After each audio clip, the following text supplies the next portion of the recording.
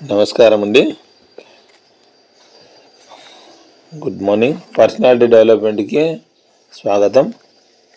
ఈరోజు ఈగో గురించి అర్థం చేసుకుందాం, ఈగో గురించి తెలుసుకుందాము. ఈగో అనేది 2 అక్షరాల మాట అయినా దానికి ఉండే శక్తిని ఊహించడం కష్టం. వ్యక్తి జీవితంలో ఎదగాలంటే అతనికి ఖచ్చితంగా ఈగో ఉన్నంత మాత్రాన మనిషి చెడ్డవాడు కాడు.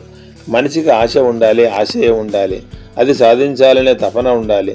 చెట్టుకు నీడనిస్తున్నానన్న ఈగో, నీటికి దాహం ఇస్తున్నానన్న ఈగో, నటుడికి నటన ఈగో, గాయకుడికి గానం ఈగో. అసలు ఈగోనే లేకపోతే ప్రపంచ ప్రగతి సాధ్యపడనే పడదు. ఈగో గురించి తెలియని వారు ఉండరు.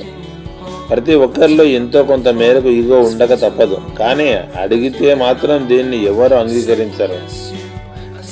అంతేకాదు, ఈగో విషయంలో చాలా మందికి చాలా రకాల దురభిప్రాయాలు ఉన్నాయి. కొందరు ఈగో ఉండరాదని అంటారు, మరికొందరు ఈగో మానవుని అభ్యుదయానికి చిహ్నమని అంటారు. ఏది ఏమైనా ప్రతి ఒక్కరూ ఈగోను గురించి బాగా అవగాహన చేసుకోవాలి. అది అవసరం. ఈగో వల్ల అనేక లక్షల మందికి వ్యావహారికమైన ఇబ్బందులు ఎదురవుతాయి. అంతేకాక సైకలాజికల్ ప్రాబ్లమ్స్ ఎదురవుతాయి. ఈగో మూలంగా మానసిక ఉన్మాదాలు ఏర్పడతాయి. అనేక సంబంధ బాంధవ్యాలు ఈగో మూలంగా విచ్ఛిన్నమవుతాయి.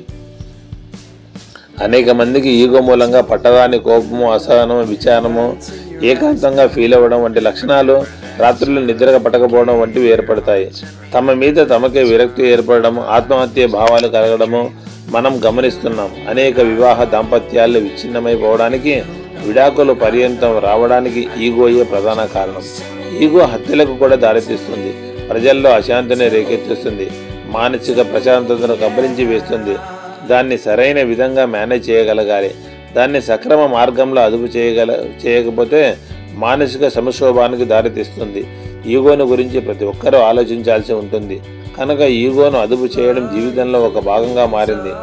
మానవుని పురోభివృద్ధికి ఈగో అంతరాయంగా మారే ప్రమాదం ఉంది. చాలామంది దీని ఉచ్చులో పడి ప్రమాదానికి గురయ్యే అవకాశం ఉంది. ఈగో మనలో ఉన్న, ఇతరుల్లో ఉన్న దాన్ని సకాలంలో సక్రమ మార్గంలో అదుపు చేయాల్సిన అవసరం ఉంది. అప్పుడే మానవ సంబంధ బాంధవ్యాలు కుదుటపడతాయి. ఆరోగ్యకరమైన జీవితాలు గడపడానికి ఆస్కారం ఏర్పడుతుంది. మానవుడి జీవిత రంగంలో ముందుకు సాగిపోవడానికి ఈగో తోడ్పడుతుంది. విద్యారంగంలో కానీ, ఉద్యోగ విషయంలో కానీ ఈగో అవసరం ఎంతైనా ఉంది. ఈగో పట్టుదలను, కసిని పెంచుతుంది. మానవుని కర్తవ్యోన్ముఖుని చేస్తుంది. ఈగోను కంట్రోల్ చేయగలిగితే వైవాహిక సంబంధాలు మెరుగుపడతాయి. విడాకులకు తావే ఉండదు. మానవ జీవితం సాఫీగా గడిచిపోతుంది. మనిషి జీవితంలో ఎదగాలంటే అతనికి ఈగో అన్నది ఉండాలి. తరచు మనం వింటూ ఉంటాం, వాడి ప్రవర్తన నాలోని ఈగోని దెబ్బతీసింది, వాడికి ఎలాగైనా గుణపాఠం చెప్పాలి అంటాం. నీకు అహంభావం చాలా ఎక్కువ, నువ్వు బాగుపడవు, నువ్వు పైకి రావు అంటూ ఉంటారు.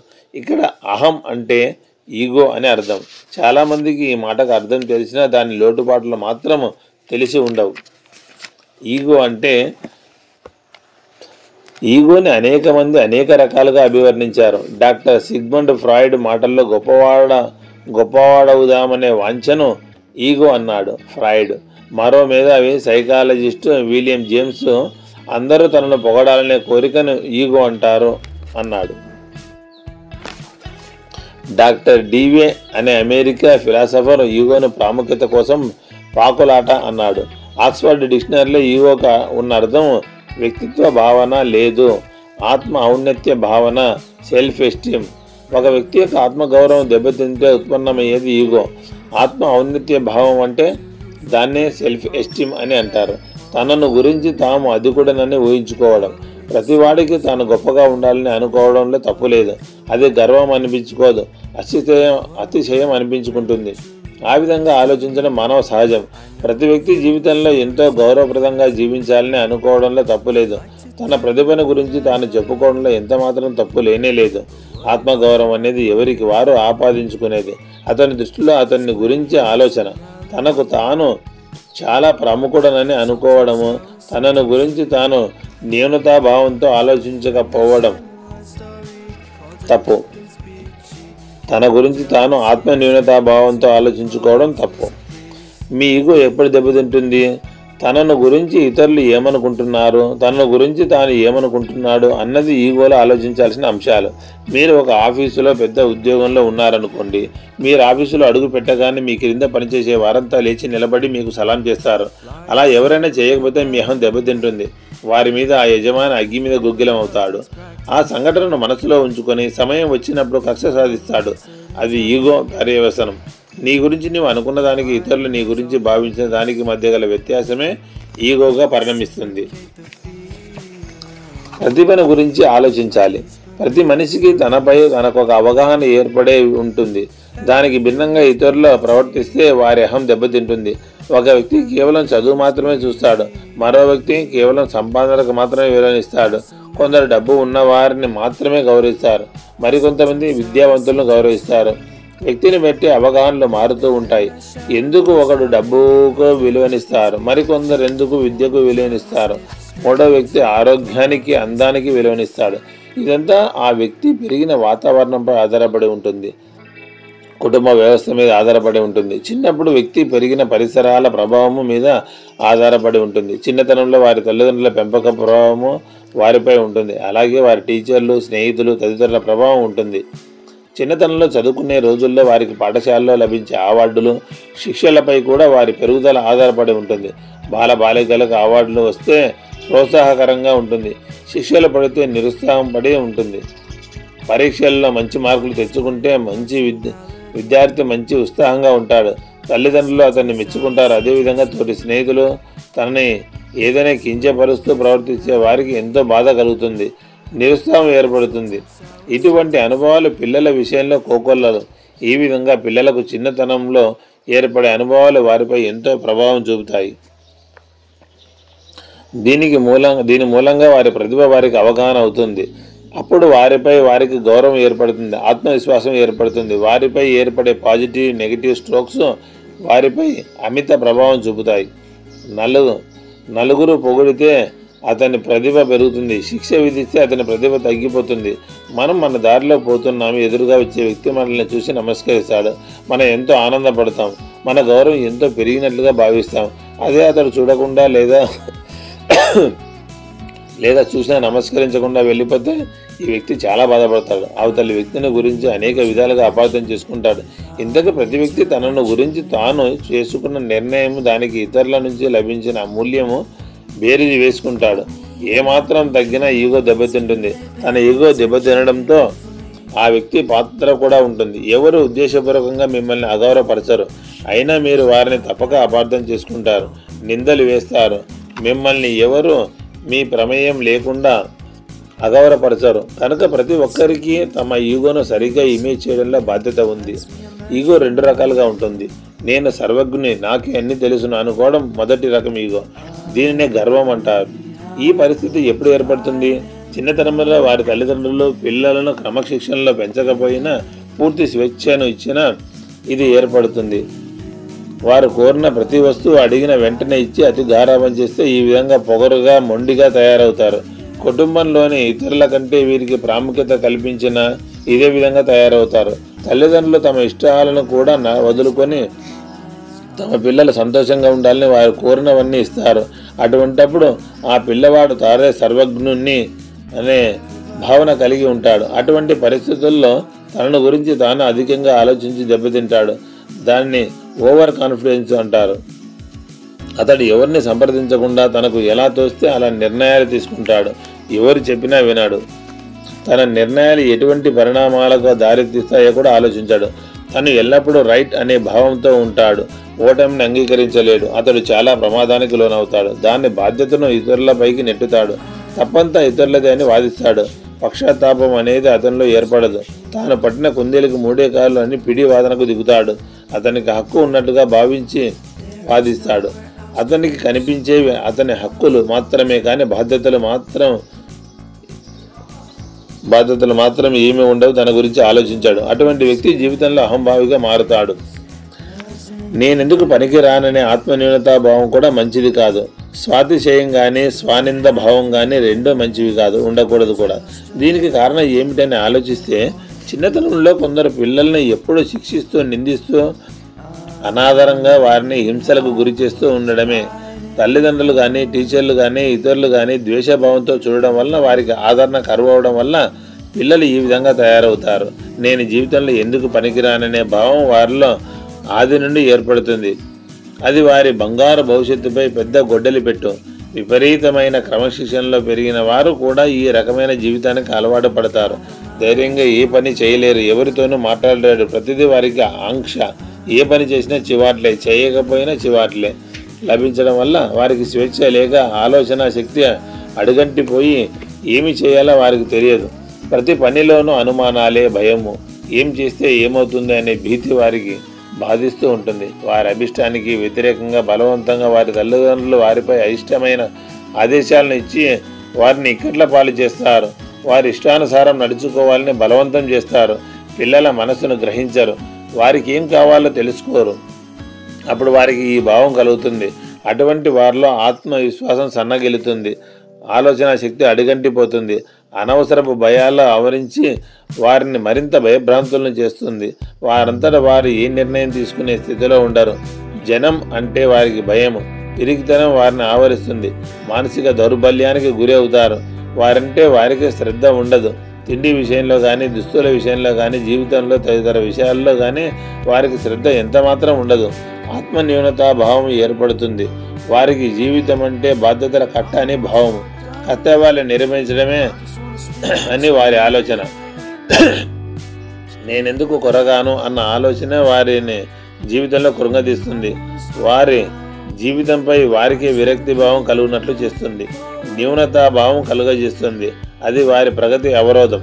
పైన ఉదాహరించిన రెండు భావాలు కూడా ఎక్స్ట్రీమ్ భావాలు.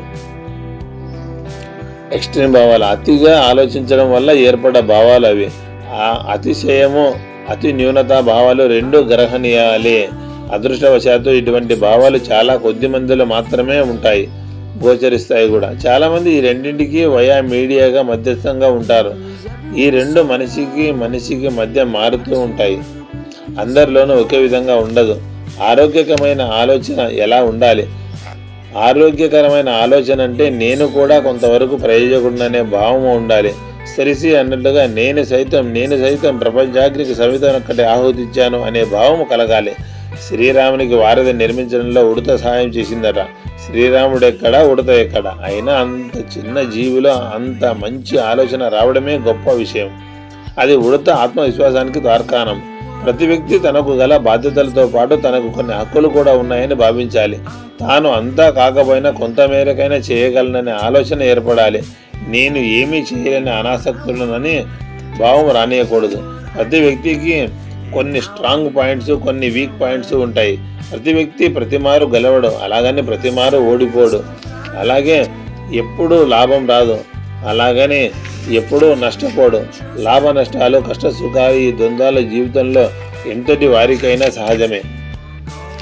మీరు ఆరోగ్యవంతమైన జీవితాన్ని గడపదలుచుకుంటే మీ ఆత్మ గౌరవాన్ని, అతిశయ భావాన్ని ఇనుమడించండి. మీ యొక్క ప్రాముఖ్యతను మీరు చేజేతలో తగ్గించుకోవద్దు. ప్రతి వ్యక్తికి జీవితంలో ఏదో ఒక గుర్తింపు, ప్రాముఖ్యత కలిగి ఉండాలని ఉంటుంది. చాలామందికి ఈ విషయమై మానసిక అనారోగ్యత ఏర్పడుతూ ఉంటుంది. వారికి శారీరకంగా ఆరోగ్యంగా ఉంటారు. వారి మనసులో అవసరానికి తగినంతగా ఆత్మవిశ్వాసం ఉండదు. అందుచేత వారిని మనం ఏ విధంగానూ చిన్నచూపు చూడరాదు. మిమ్మల్ని మీరు ముందు గౌరవించుకుంటే ఇతరులు మిమ్మల్ని గౌరవిస్తారు. మీ ప్రవర్తన కర్తవ్య సాధనాపరంగా ఉండాలి. మీరు మీ కర్తవ్యంలో విజయం సాధిస్తే అది మీకు మంచి గర్వకారణం, ఆనందదాయకము. మీరు ఇతరులకు సహాయపడితే మీకు జీవితంలో ఇతరులు సహాయపడతారు. ఇచ్చిపుచ్చుకోవడము ఆదర్శ జీవిత లక్షణం. నీడని పండ్లని ఇవ్వని చెట్టుకు నరికి వేస్తారు. పాలు ఇవ్వని ఆవును గుడ్డుగా అవతల వారికి పంపివేస్తారు. మన వల్ల ఉపయోగము, ఉపకారం లేకపోతే ఎవరు మన వంక చూడరు. ప్రతి వ్యక్తికి జీవితంలో తాను పొగడబడాలని ఉంటుంది. ఏదో సాధిస్తేనే కానీ మీకు ఒక గుర్తింపు రాదు. ఆ గుర్తింపు మిమ్మల్ని గొప్పవారిని చేస్తుంది, మీకు మీరు గర్వపడేట్లు చేస్తుంది. మిమ్మల్ని ప్రశంసిస్తారు, గౌరవిస్తారు. మీకు జీవితంలో మరపురాని ఆత్మసంతృప్తి అందుమూలంగా లభిస్తుంది. మీ ఉనికిని ఇతరులు గ్రహించేటట్టుగా చేసుకోవాలి. సంఘంలో మీకు ఒక గుర్తింపు రావాలనే వృత్తిపరంగానో కర్తవ్యపరంగానో ఒక విశిష్ట స్థానం ఉండాలి. మీకు మంచి క్యారెక్టర్ ఉండాలి. మీరు లేదు కాదు అనడం నేర్చుకోవాలి. ప్రతి విషయంలో మీరు మొహమాటానికి పోతే మీకు నష్టమే ఎదురవుతూ ఉంటుంది. మీరు అనేక సార్లు అవును అంటూ ఒక్కసారో కాదు అంటే అది మీ సిస్టంకు దెబ్బ తగులుతుంది. మిమ్మల్ని గౌరవించడం మానివేస్తారు. కనుక మీరు మొదటి నుంచి అలసు ఇవ్వకుండా వ్యాపారపక్షంగా వ్యవహరిస్తే మీకు అత్యంత గౌరవం దక్కుతుంది. కనుక నో అనడం నేర్చుకుంటే మీకు గౌరవం పెరుగుతుంది. అన్నింటికీ ఎస్ అంటే గౌరవం తగ్గుతుంది. మీ మంచితనాన్ని ఇతరులు ఆసరాగా తీసుకుంటారు. మిమ్మల్ని అతిగా ఉపయోగించుకొని చివరికి విడిచిపెడతారు. మిమ్మల్ని మీరే రక్షించుకోకపోతే ఇతరులెవరు మిమ్మల్ని రక్షించలేరు. అంత మంచితనం అతి చెడ్డది అని తెలుసుకోండి. అది నిష్ఠూరం. అంత్య నిష్ఠూరం కన్నా మంచిది. మొదట్లోనే విషయాన్ని తేల్చుకుంటే తర్వాత ప్రాబ్లం ఉండదు కదా. మనం ఏదో అనుకొని వారేదో అనుకొని చివరికి ఉభయులు సంతృప్తి చెందే కన్నా ముందుగానే విషయాలను ముఖాముఖి తేల్చుకోవడం మంచిది. మీ వల్ల ఇది జరుగుతుందని ఆశించాను కానీ జరగలేదు, అదే నా దురదృష్టం అని అనకూడదు. మీరు అందంగా కనిపిస్తేనే చాలదు, చక్కగా మాట్లాడి పని సఫలం చేయాలి. విజయం సాధించడంలో ఉన్న ఆనందం అపజయం పొందడంలో ఉండదు కదా. విజయం మీ గౌరవాన్ని ఇనుమడింపజేస్తుంది, అపజయం మీ గౌరవాన్ని తగ్గిస్తుంది. విజయం మీకు మరిన్ని అవకాశాలను కల్పిస్తుంది, అపజయం మిమ్మల్ని ఇతరులకు దూరంగా ఉంచుతుంది. మీకు గౌరవం చేకూర్చే వారి నుండి దూరంగా ఉండండి. వారిని దరిచేరనీయకండి. మీ నుండి సహాయం పొందిన వారే మీ గురించి అపప్రదంగా మాట్లాడి మీకు చెడ్డ పేరుని తెస్తారు. మీ శత్రువులే మీ విషయంలో శ్రేయోభిలాషులు. మీ గురించి వారేమీ మాట్లాడరు. శత్రుత్వం వేరు, అపకీర్తి మాటలు పలకడం వేరు. శత్రుత్వంలో కూడా ఒక నిర్దిష్టమైన పద్ధతి ఉంటుంది. మీరు ఎవరిపైన ఆధారపడకండి. ఆధారపడితే వారు మిమ్మల్ని లోకో చేస్తారు, చులకన చూస్తారు, హేళన చేస్తారు. మీ కాళ్ళ మీద నిలబడండి, మీకు గౌరవం లభిస్తుంది. మీ వ్యక్తిత్వం మీది, మీకు ఎవరి కాంపిటీషన్ రారు. మీరే సందర్భంలోనూ అపసవ్యంగా ప్రవర్తించకండి, అపభ్రంశంగా మాట్లాడకండి.